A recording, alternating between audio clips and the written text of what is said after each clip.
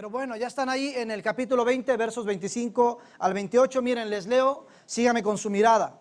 Entonces Jesús, llamándolos, dijo: ustedes saben que los gobernantes de las naciones se enseñorean de ellas, y los que son grandes ejercen sobre ellas potestad.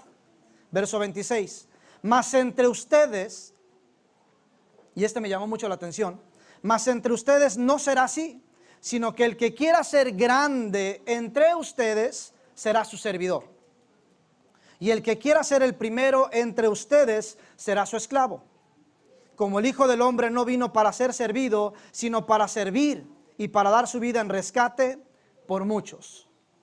Mire, estoy seguro que al leer ya estos versículos, tiene una idea o se da una idea del tema que Jesús va a enfocar y desarrollar en este pasaje.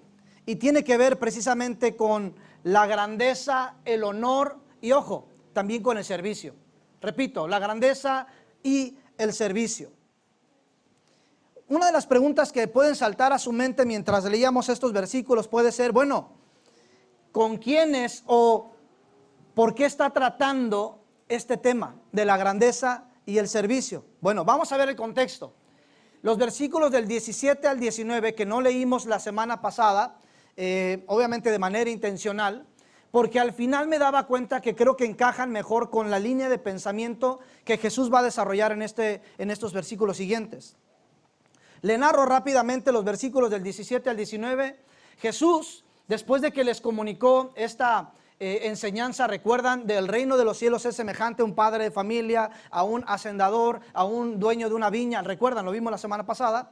Bueno, después de ese momento dice que van camino a Jerusalén con sus discípulos, y es ahí cuando les anuncia una vez más, porque ya lo había hecho con anterioridad, una vez más les anuncia que es necesario que él sea arrestado y sea básicamente condenado a muerte por los principales sacerdotes y por los escribas.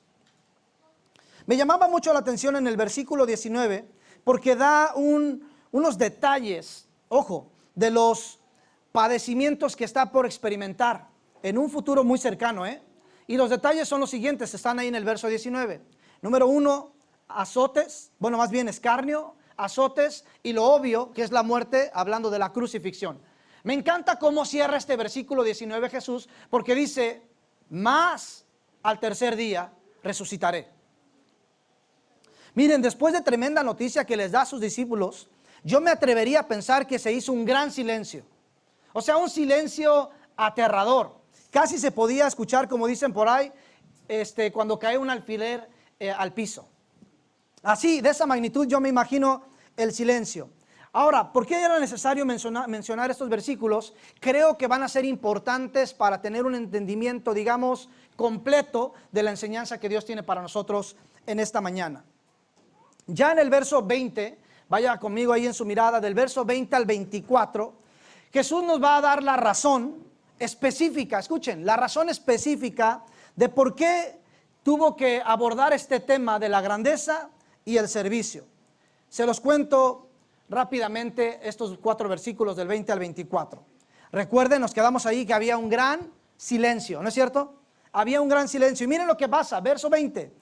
Nos dice que la madre de Zebedeo, de los hijos de Zebedeo, ya Marcos capítulo 10 en el verso 35, que también narra este suceso, nos da específicamente los nombres de los hijos de Zebedeo y se refiere a Santiago y Juan. Escuchen esto, Santiago y Juan son quienes también acompañaron a Jesús al monte de la transfiguración.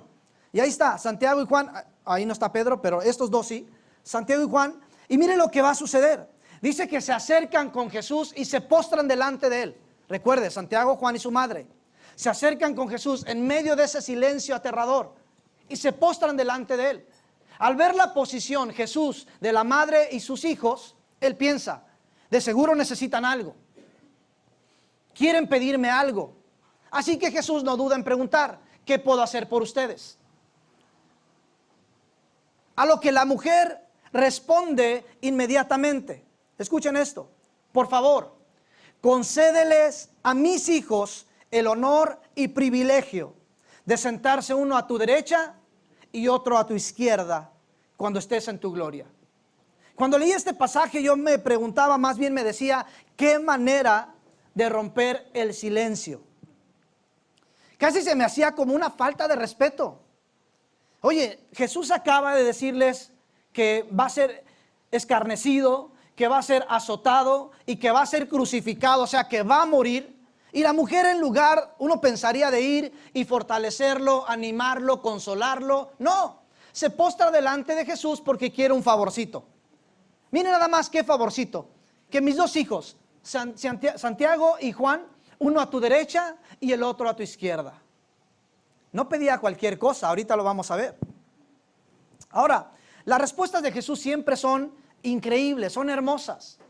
No veo a un Jesús airado, ofendido, sino más bien me atrevo, o más bien yo me imaginaba en la historia a un Jesús compasivo, con una mirada tierna, incluso con una sonrisa un tanto como dulce, porque les dice, no saben lo que están pidiendo. O sea, yo creo que Jesús los miró tiernamente y le dijo, mujer, Santiago, Juan, no sabes lo que estás pidiendo.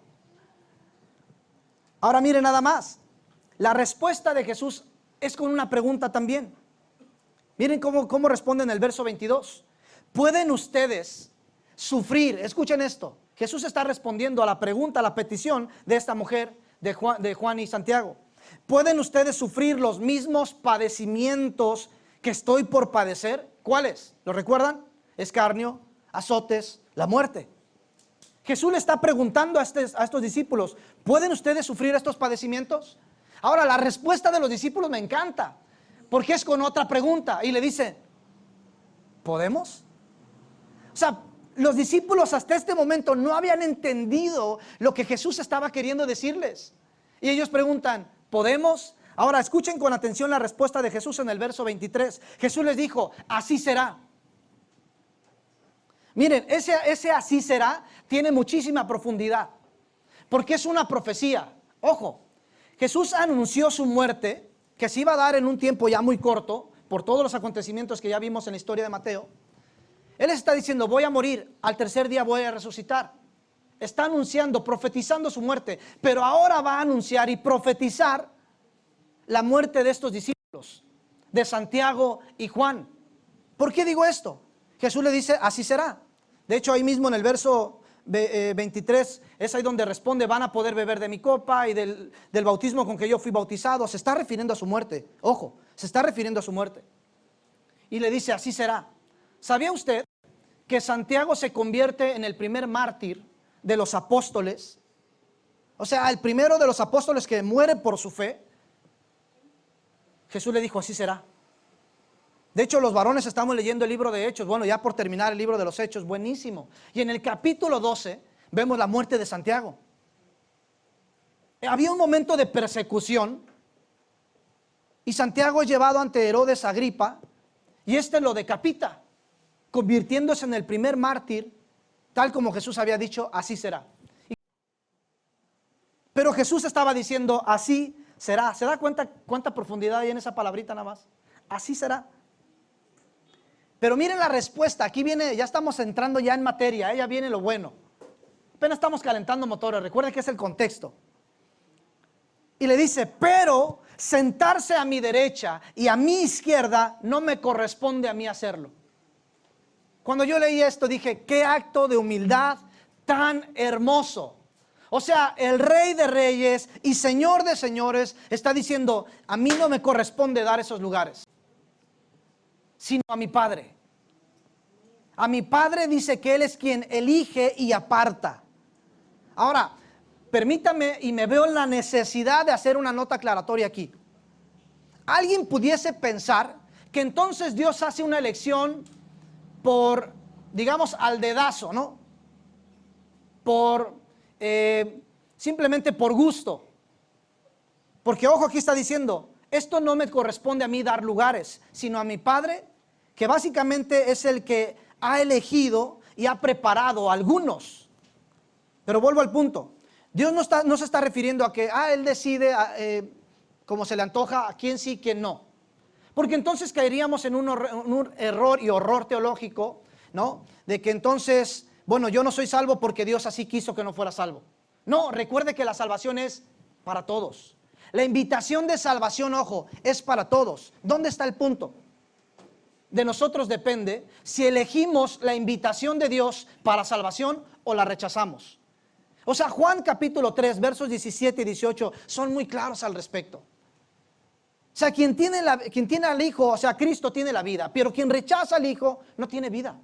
Y ya ha sido condenado por sí mismo y no necesariamente el Padre lo tuvo que condenar. ¿Sí me explico?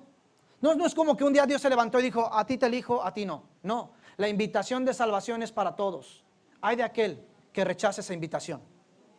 Hay de aquel. Y entonces, mire, se empieza a poner bien bueno. En el verso 24, dice que cuando los 10 discípulos restantes, o sea, era Santiago y Juan y su madre presentes con Jesús, y si hablamos que eran 12 discípulos, ¿cuántos estaban fuera de la escena? 10, ¿no? Pues, ¿qué creen? Estos 10, cuando escucharon la petición de Santiago y Juan, se llenaron de enojo. Yo le puse entre paréntesis, envidia. ¿Qué más? Se llenaron de envidia. O sea, no fue el hecho de que Santiago y Juan hicieran esta petición, fue el hecho de que ellos no la hicieron.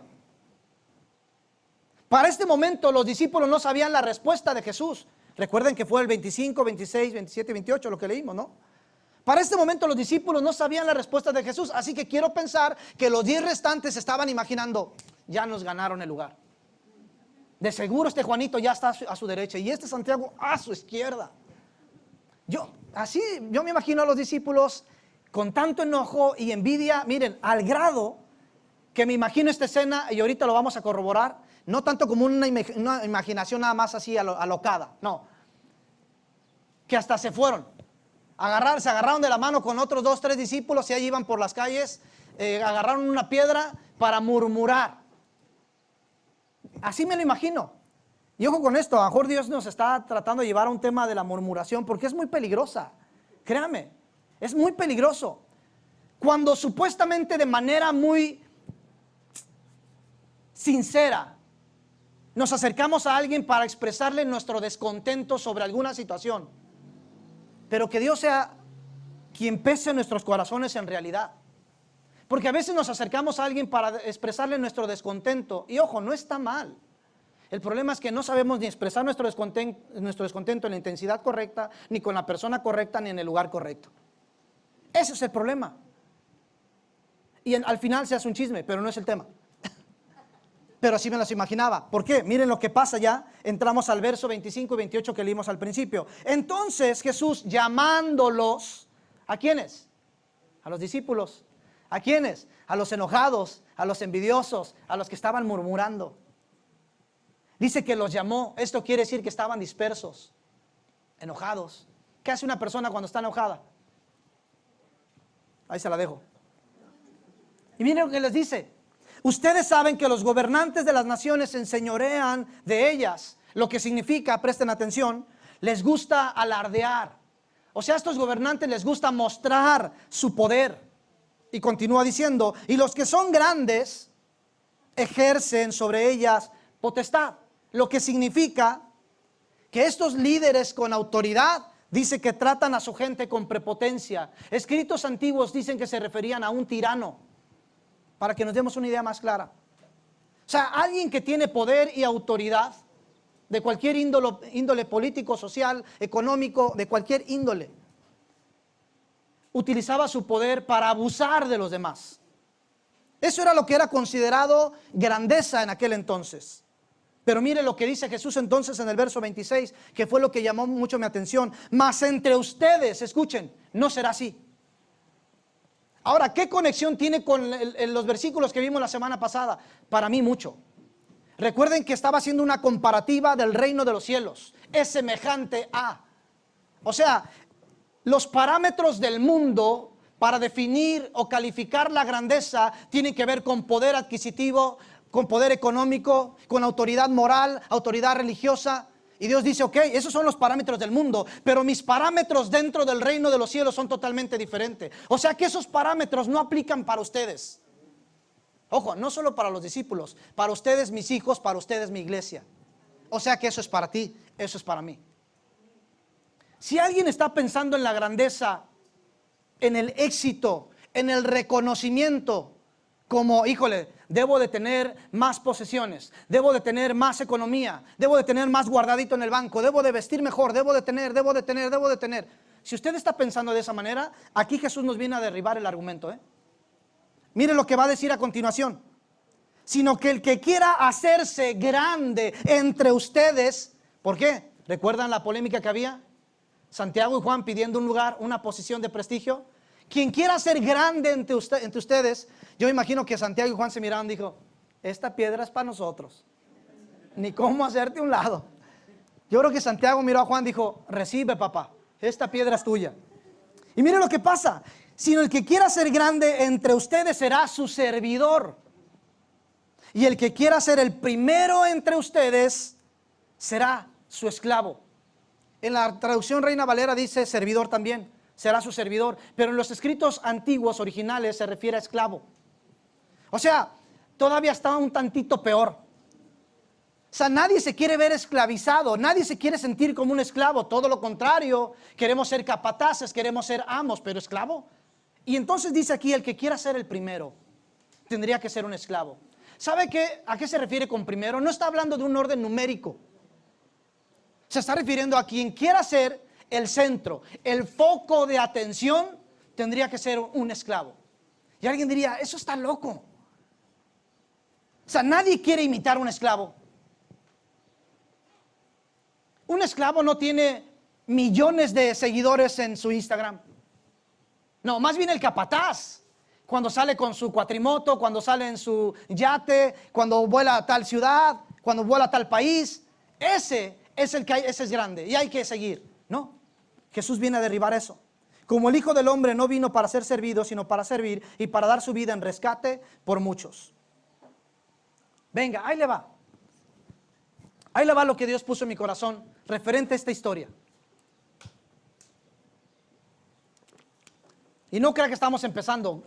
¿Saben qué? Les voy a contar algo. Paréntesis, pequeño. A veces cuando yo escucho a algunos predicadores, me pasa a mí, quizás a usted también. Y cuando se avientan todo esto y después dicen, bueno, ahora sí vamos a empezar con el mensaje, yo digo, no puede ser. No, ya empezamos de hace rato. Simplemente les voy a dar la aplicación que Dios puso en mi corazón sobre este suceso. Recuerde que el tema es grandeza y servicio. Y mire, los dos hermanos de alguna manera querían asegurar un lugar, una posición más bien de autoridad. Y esto pues obviamente porque sabían que ya su maestro estaba a punto de morir.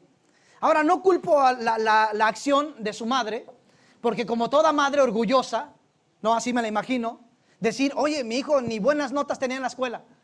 Nadie quería ser su mentor, nadie quería ser su maestro.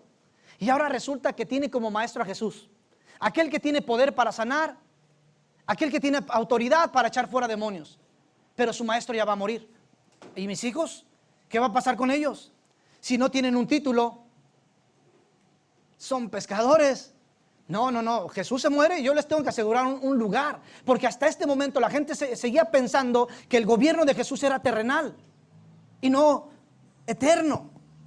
Entonces la madre de Santiago y Juan están pensando en, voy a asegurarle un lugar a mis hijos. Casi como los voy a meter en un puesto gubernamental, ¿no? Ahí en la comisión o en algún lugar, ¿no? Que puedan heredarle a sus hijos. Donde haya nepotismo, ¿no? Básicamente. ¿Y qué pasa? Simple y sencillamente, volvemos a este punto. Santiago y Juan hacen esta petición y Jesús les dice, ok, ustedes me están pidiendo algo que no está en mí darlo, pero déjenmelo ponerlo así. Y ahí les va, estoy parafraseando, permítanme parafrasear. Y Jesús les dice, servidor, ¿recuerdan una vez que escribía en tierra? Yo me imagino que a lo mejor le gustaba escribir en tierra a Jesús, es mi pensamiento, déjenme a mí, estoy loco si quieren.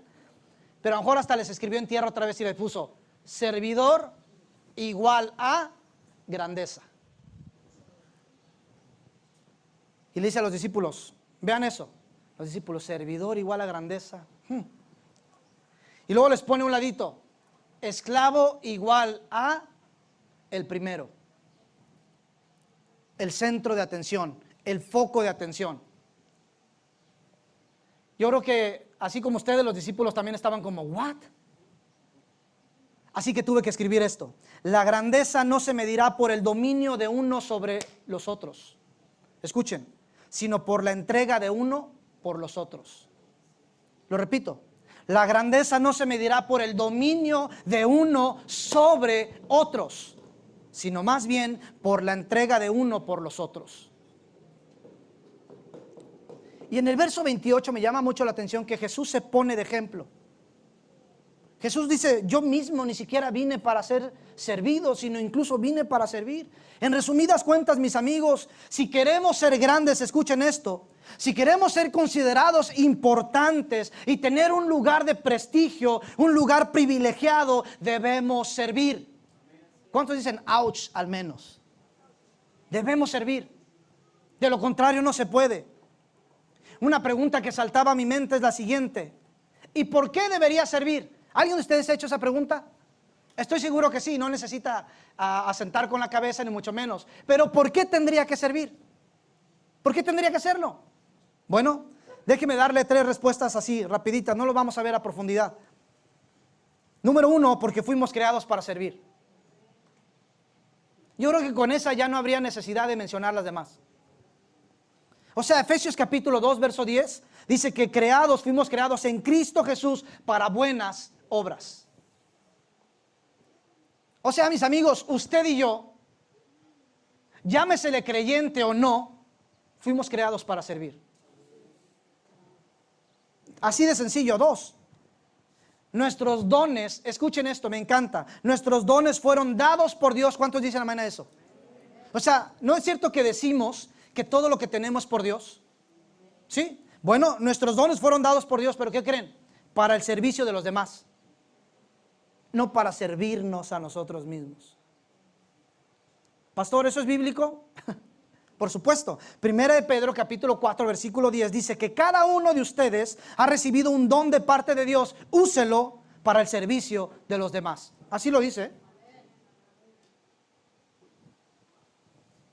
Pastor, pero me encanta servirme a mí mismo. Bueno, gloria a Dios, qué bueno. Pero todos los dones que te fueron dados son para el servicio de los demás. Todas tus habilidades, todo fue para el servicio de los demás. Alguien diría, pero no mi cartera, ¿verdad, pastor? No sé, todo lo que tienes es para el servicio de los demás. No nos vamos a meter en ese tema, no los voy a espantar. 3, este me encanta. ¿Sabía que el servicio agrada a Dios? O sea, 1, fuimos creados para adorar y nuestros dones que fueron dados por Dios son para el servicio de los demás. 3, el servicio agrada a Dios.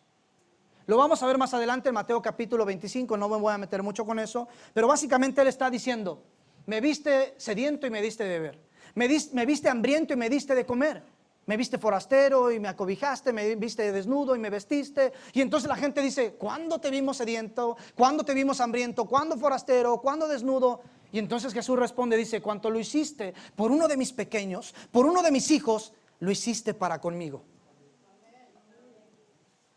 Le pregunto, ¿no vale la pena servir a los demás? Ahora, la pregunta del millón y que puede traer mucho peso. ¿Cuántas oportunidades nos hemos perdido de agradar el corazón de nuestro Dios por no servir a un hermano? Por no servir a un vecino, por no servir al que está en la calle. De seguro es un baquetón, que trabaje, como que nada más pide dinero. Porque sé que es la mentalidad, puede ser de muchos. Como si 5 pesos, 20 pesos nos fuera a dejar pobres. Quizás aquel amigo, sí, yo entiendo lo que pasa ahorita, mucha gente finge y abusa y en una sentadita ahí, en un día se llegan a juntar más de 5,000 pesos. Sí, yo lo entiendo, pero Él es el que va a juzgar las cosas, nuestro Dios va a juzgar eso. Él va a juzgar eso, no nosotros. Al final, nosotros estaremos delante de su presencia y entonces Él dirá, ¿me viste sediento, Señor? ¿Cuándo? Pues cuando le pichaste una sodita a aquel compa que estaba allá afuera. ¿Me viste hambriento? ¿Cuándo? Cuando el amigo que se acercó maloliente a los tacos, le compraste 2 tacos y me los diste a mí. ¿Cuántos dicen gloria a Dios por eso? ¿Vale la pena servir? Por supuesto, porque al final agrada a Dios. Y a lo mejor quitémonos esa mentalidad de decir, ¿y qué tal si es un abusivo? ¿Y qué tal si me ve la cara? Pues no lo sé. Corra el riesgo. Porque entonces no nos daremos cuenta que quizás estemos hospedando ángeles. Vamos aterrizando ya el avión. Ahora, otra pregunta que me hacía es, ¿por qué no es tan, o más bien, por qué nos es tan difícil servir a los demás? Porque créanme, este tema del servicio es amplísimo, pero también difícil. O sea, lo estamos escuchando y yo sé que nos pega, pero créanme, es muy difícil servir a otros. Porque parte de la cultura que hoy empaña al mundo tiene que ver con egoísmo, con esta parte del egocentrismo, o sea, primero yo, después yo y al último yo. O sea, sí quiero ayudar, pero estoy juntando para mi carrito. O sea, sí quiero aportar y sí quiero ser parte del servicio, pero estoy juntando ahorita para mi casa. Uf. Ahí pise algo. Y ahí les va. Miren, una respuesta aquí que me daba yo solo. ¿Por qué nos es tan difícil servir a los demás? Por falta de humildad. ¿Y por qué digo esto? Porque miren, la humildad va de la mano, camina junto con el servicio. La humildad y servicio van de la mano. No se puede separar una de la otra, van de la mano. Alguien que sirve es humilde, alguien que es humilde va a servir. Dice Adrián, alguien que no sirve, no sirve. Palabras de Adrián. Como no está, lo culpamos a él. Pero es una realidad. O sea, alguien que está lleno de humildad, lo que menos quiere es no hacer sentir bien a otro, no cubrir la necesidad de otros, más bien se desvive por el bien del otro. Y debemos de tener mucho cuidado con eso. Y cuando pensaba en esto, ¿no es cierto que Jesús lavó los pies de los discípulos? Ahora, aquí hay dos cosas. Una es humildad y servicio. Y este momento donde Jesús lava los pies de los discípulos se utiliza con esos dos enfoques, o para hablar de la humildad o para hablar del servicio. Pero ¿sabe? Van de la mano. Jesús lavando los pies de sus discípulos estaba diciendo, yo a pesar de que soy el Hijo de Dios, estoy para servirles. Y se humilló. Y se humilló. Por último, y con esto nos vamos. ¿Cómo puedo comenzar a servir a otros? Hay gente que ya lo hace, ¿eh? Y créame, aquí en la iglesia usted se dará cuenta que hay muchas personas muy serviciales. Muy serviciales. Y no quiero cometer el error de mencionar algunos porque dejaría fuera muchos. Pero la gran mayoría de la iglesia es muy servicial. Algunos en algunas áreas, otros en otras, pero la gran mayoría son muy serviciales. Pero ahí le va. ¿Cómo puedo comenzar o cómo puedo fortalecer esta parte del servir a otros? Tengo dos incisos. A, renuncia al orgullo y al egoísmo. Esa palabrita de yo no tengo por qué. Pues ni que fueran qué. ¿Y a mí quién me sirve? Ni aprecian, ni agradecen. Hay que despojarnos del orgullo y del egoísmo. Ay, no, yo ya estoy ya para que me sirvan. Oigan, Jesús dijo, yo no vine. No dijo, bueno, yo vine a servir un ratito, pero después ya, por favor, ya denme chance, ahora sírvanme ustedes. Hasta el último momento de su muerte en la cruz, Él vino para servir. Su palabra dice, no nos cansemos de hacer el bien, porque a su tiempo vamos a recoger lo que hemos sembrado si no desmayamos. No se canse de ser amable, no se canse de servir, no se canse y no se detenga. Porque eso es grande, eso es grandeza. No quien tiene más posiciones, más carros, más lujos, más esto. No, quien más sirve es más rico en el reino de los cielos. ¿Y qué creen? Hay un efecto dominó en esto. ¿Sabía usted que las personas que más sirven son las más prósperas y bendecidas?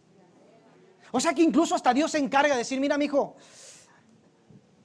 Salomón, pídeme lo que quieras y te lo voy a dar. Y Salomón dijo, híjole, un palacio, barcos. No, Salomón dijo, dame sabiduría. Y Jehová le dice, mira, por haber pedido sabiduría y no riquezas, ahí te va la sabiduría y las riquezas también.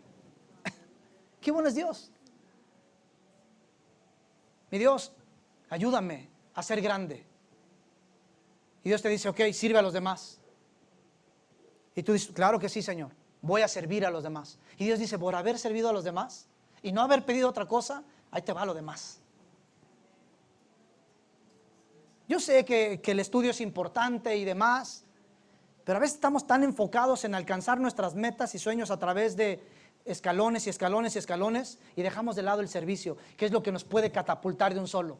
¿Escuchó eso? Hay gente que no tiene ni primaria, y lo digo con cuidado y con respeto, pero son tan prósperos. Son tan prósperos. Alguien dirá, pues qué suerte tuvo. Pero ¿sabía usted que la gran mayoría de esas personas que no tienen primaria o secundaria y son prósperos, tienen una actitud de servicio bien marcada, bien marcada? Y eso me lleva al segundo inciso y el último: sé dispuesto y disponible. Esto surgió hace 5 años, mientras estaba con un amigo. Bueno, ex amigo. Fíjense, hasta sentí el dolor otra vez. No, estaba con una persona, vamos a dejarle así. Y me acuerdo que estábamos en un lugar desayunando. Y esta persona se estaba quejando. Que no, que bla, bla, bla. Ya les iba a contar, pero no. Se estaba quejando. Y resulta que yo le digo, mira, te voy a decir algo que yo he notado. Ya saben, cuando el Espíritu Santo te toma, Él es la sabiduría. O sea, no hay fallas ahí. Y le digo, mira, yo he notado algo. Creo que eres una persona dispuesta, pero no disponible. Yo hasta cuando la solté dije, ¿será que lo dije yo? Le dije, espérame tantito, déjame apuntar esto porque no se me vaya a olvidar. Él mismo me tuvo que preguntar, ¿a qué te refieres? Y yo dentro de mí luchando como decir, ahora Dios, dame lo que sigue porque ya la solté. Ahora, ¿cómo qué digo? Y entonces le hago el comentario y es, una persona dispuesta es aquella que dice, ahí estamos, para servir, con todo el corazón quiero hacerlo, pero no está disponible cuando dices que, ok, sábado, aquí nos vemos. Y no puedo, sábado. Tengo unos 15 años, no te preocupes, el lunes voy al Ruedas. O sea, están dispuestos pero nunca disponibles. Y para servir hay que estar dispuestos y disponibles. 2 cosas: dispuestos y disponibles. Casi me recuerdo a un cuento que escuché de la chimenea. No lo he escuchado, ya creo que es viejo, ¿no? Resulta que llega un hombre a una casa fría completamente y ve la chimenea ahí y se acerca a la chimenea y le dice, mira, si me das calor te traigo leña. O sea, mis amigos, si me sirves te sirvo. No. Por lógica sabemos que para que entonces él pueda tener calor, necesita poner leña primero. Mis amigos, para que alguien más pueda servirlos en un futuro, necesita servir primero. Póngase de pie y vamos a orar juntos.